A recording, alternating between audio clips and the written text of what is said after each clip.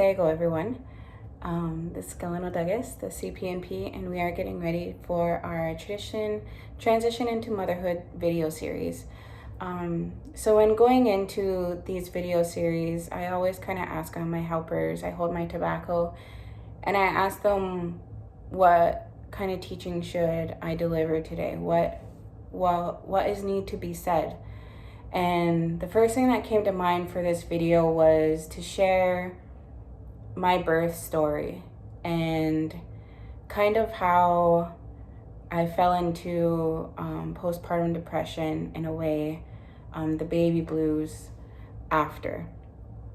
As much as I want to say, it took me a long time. It's not that I wasn't proud of my birth story. It was I had a lot of, kind of reservations about it. I was still trying to adjust. I was trying to wrap my head around what happened when I gave birth. And then a lot of the shame that I put on myself after I gave birth.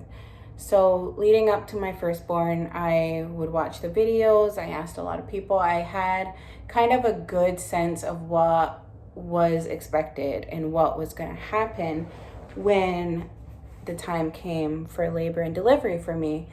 I wanted to use a lot of our traditional kind of ways of how our ancestors would give birth. I really wanted a home birth. I wanted a water birth. I wanted to be able to move freely. I didn't want to be hooked up to any machines. I wanted to be home. And I had this vision in my head that to give birth unmedicated, to give birth either at home, without any Western medical intervention, was the ways of a traditional Haudenosaunee woman to prove how strong I was. That's what I had in my head. I kind of had this vision of how labor and delivery were going to go for me. So when the time came, I actually had my water break.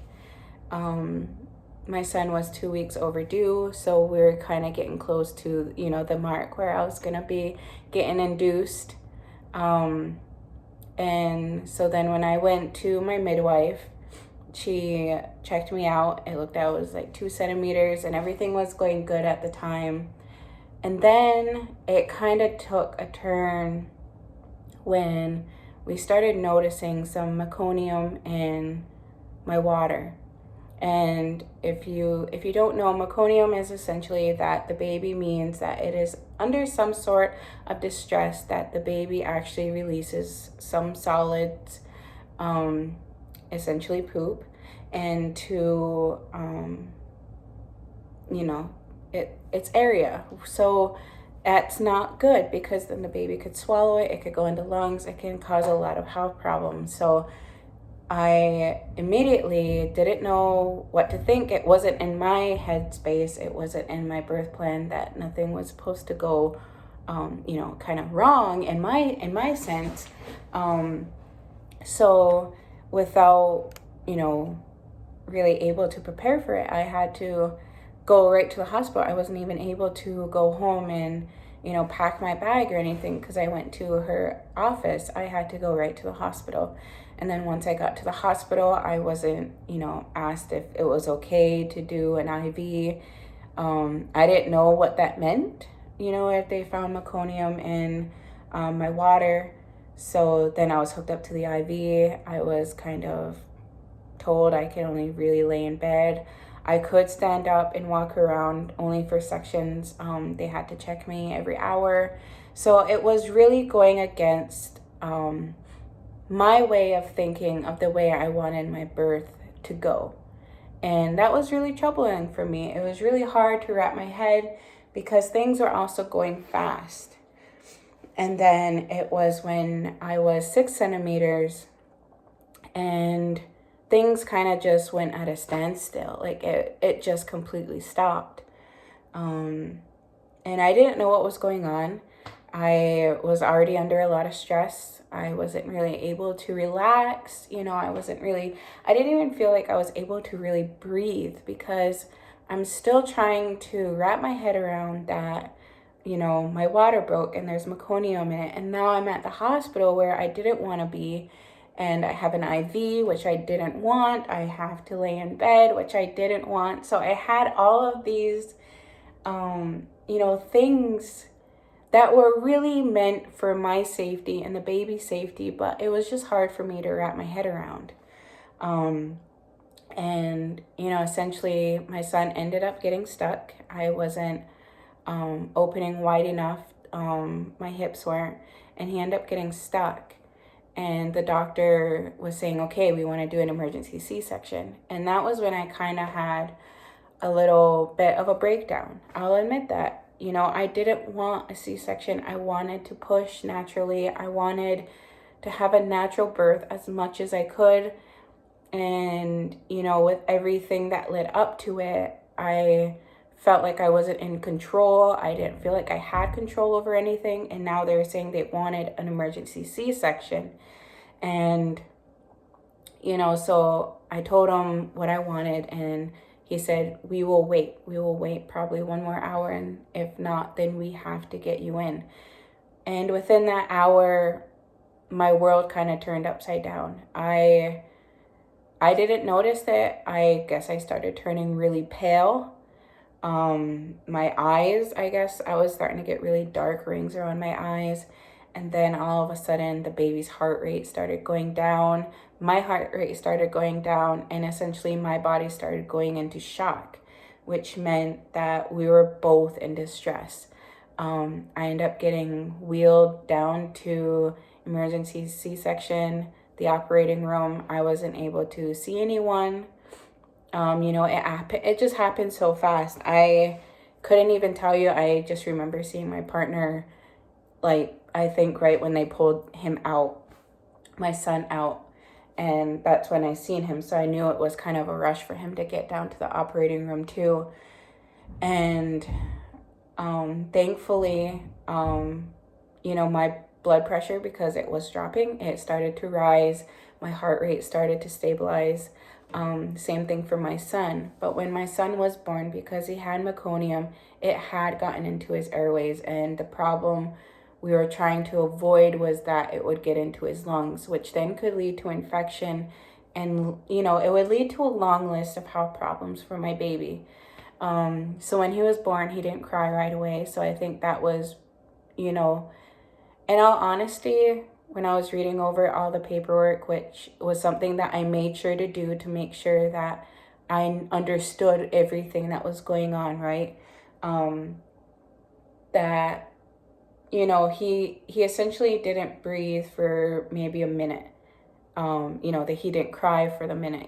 He probably still was breathing, but I didn't hear him cry. And they had the specialist on call right in their waiting room, and he started working on him right away. But that minute felt like, an eternity for a mother when you're waiting to hear that first cry, that first kind of gas of, air. And I couldn't see him after because my body was going into shock.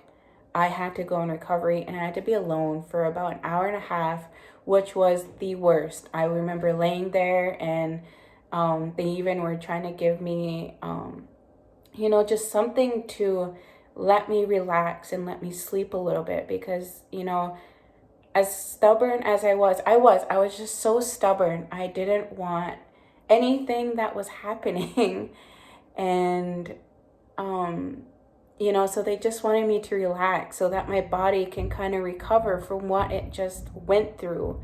And at the time, I didn't realize the significance of the life kind of threatening situation I was in. I didn't realize that. It just, like I said, it happened so fast. I didn't realize what was going on and realize how, I was kind of putting my body in danger by not listening to the medical professionals, and also not listening to my body, because I just had this vision, right, that I wanted a natural birth without any Western medical intervention.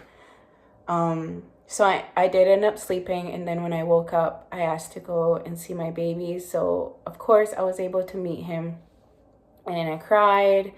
I was just so happy. And then while I was recovering, I made sure, my partner said he was with the baby the entire time. They took him, and, the nurses were checking him like every 10 minutes to make sure his lungs were clear. Thankfully, he passed. He did not have meconium in his lungs. It was just kind of, stuck in the airways a little bit, which was, the kind of the better scenario that we were hoping for. And, looking back at pictures, just because of all kind of the antibiotics, the drugs I had to be put on to help me kind of recover and to stabilize myself, I was so swollen. And, I was recovering from my body going into shock. I was recovering from a C-section.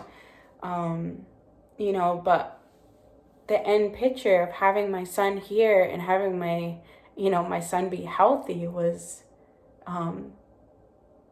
something that I am so grateful for. And just to make sure that I'm here, for my son. And I now have, another child too, that I'm here for them. And even though at the time I was stubborn, and as much as I didn't want anybody's help, I needed that. I needed to accept that help. So after my son is born, it was when I fell into this guilt that I had on myself, that I didn't have the birth that I want. And, I was hearing everybody else's stories of how they were having these amazing natural birth without any Western medical interventions. And I was shaming myself because of the way the birth went, for my first. It wasn't what I wanted. It wasn't what I planned. And, Segway Diesel, the creator, gives you situations that he knows you can handle. And, he gave me this situation because I had to learn. I kind of had to go on my own healing journey with it, actually. And that's why I read the paperwork of, the whole birth. And that was when it kind of opened my eyes on how serious the situation was. And I kind of had to heal and forgive myself, after I was shaming myself and feeling down on myself for not having the birth that I want. Then I also felt that shame and guilt again because I have this beautiful, beautiful son who is healthy. And what more could I want? It was, reading over kind of the situations and how things could have easily went in a different direction and I wasn't grateful for that. Like, I just felt so much shame and guilt with that. And which is why I wanted to start this series, to show that regardless of the birth stories, the birthing, delivery, labor, and recovery, I didn't have the great recovery either. My incision, my C-section incision actually opened up and got infected. And again, because I was stubborn, I didn't go to the doctors right away. It got infected, and I was essentially, I had to have a nurse come to my house every single day to change my bandages until the infection was gone. And, it was just really hard to wrap my head around. So I really wanted to make sure I created this series to show that regardless of your birth, whether it went the way you wanted or it didn't, it is still sacred. And it is such a beautiful, beautiful experience. And, when my son gets older, I will share with him, all the good and the bad of his birthday that took place. And how grateful I am to have him here. And how grateful I am to be here. And when I was on my healing journey, I had a lot of people talk about how, even though we live in a society where Western medical intervention is prevalent, there's really good to it. Because in all honesty, if it wasn't for the doctors and the nurses and all the professionals that were there helping me, I don't think I would be here. You know, after reading what I actually went through and realizing the seriousness of it, it was when I realized that was when I seen the power and the strength and the medicine that Seguya Diesel, the creator, has given us women to be able to go through this amazing and beautiful, beautiful stage in our life of transitioning into motherhood, because that's essentially, you know, what us women, that is our power. That is our power the creator has given us. We're life givers. And that's something to be so proud of. And it's such a beautiful thing. And when I say life givers, you know, it's not just meaning, you know, giving birth to your own children. You know, it's about being a mother and having those motherly, the softness is what I'm trying to get to. We have that softness, and you know, it goes with the balance that the creator has given us through the creation story. The men, they have the hard, you know, the toughness, and we have the softness, and it's something to cherish and to be thankful for.